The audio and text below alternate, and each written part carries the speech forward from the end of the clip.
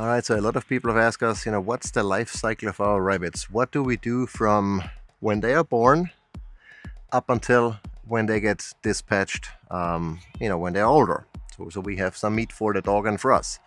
And the way it works is, well, we raise rabbits in a colony. As you can see here, there is the buck here in the corner, being way too hot, I guess. And there is Mom here in the back. There is a litter that was just born, I want to say, about a week ago.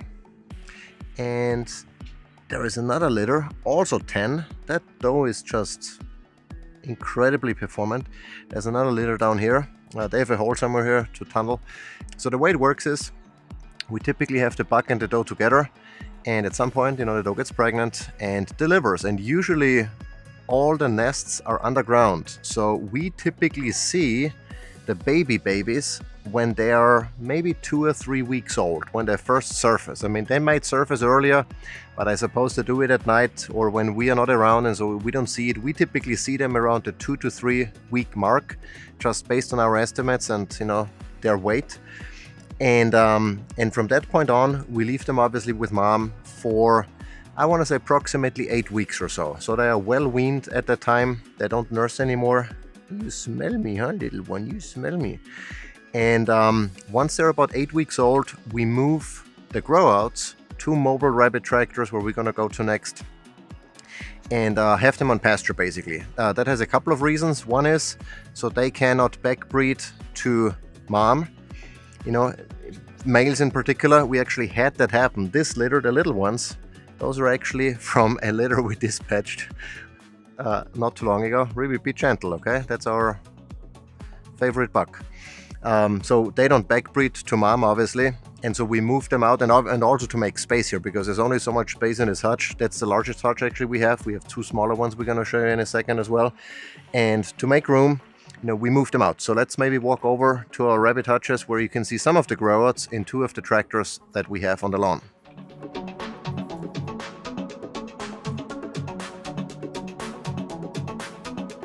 And so here are some of the older ones. They're actually from the same doe, from the same hutch. We just moved them out maybe 2 weeks or so ago. And they stay here until they reach butchering weight. And for us, that means we want to see them about 5.5 pounds of live weight before we dispatch them. And in here, I mean, this is, one thing that we've learned just recently is to separate the males from the females. So right now we have all of the males in here, and the females are in the tractor over there. And so we separate them so they don't breed. We just had that happen. And so we learned our lesson, and we move them every day across the lawn.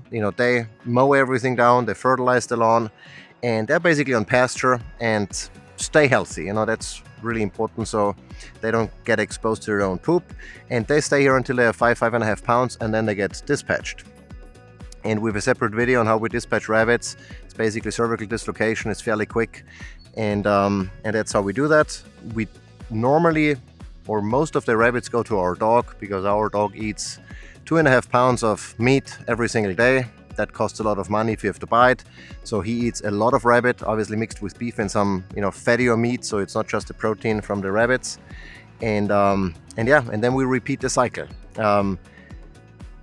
One thing that we've implemented recently is to take the buck out if we want to have more control over breeding, and if we want to maybe know better when there is a litter to be expected, because one of the disadvantages of raising rabbits in a colony is, especially if you allow them to burrow like we do, you don't know exactly when the doe delivered, right? And so to have a little bit more control and transparency, we've gotten into the process of removing the buck and just putting him in for a certain amount of time, see if they breed, and then we move it out.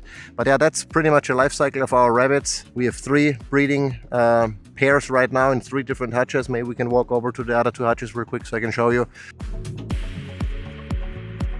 Yeah, so here are the 2 others. They look a little bit different than the main hutch. These 2 are above ground, so there is no risk of flooding whatsoever. We fill it with dirt up until here approximately. The rest here is bedding, and it's easier to access. You don't have to step in and potentially risk breaking through into a tunnel, which has happened in the past.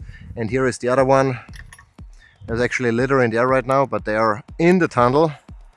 There are 5 down there, and this is our Charlie Brown. This is our Charlie Brown. Ow! Don't bite me. Don't bite me. Yeah. So this is how we do it. Buck and doe, and they all really get along. There is no issues with, you know, bucks getting aggressive. I mean, 2 bucks, I can see how that would be potentially a problem, but the bucks with the kids, no problem whatsoever. Never had any issues. Never had any issues with disease.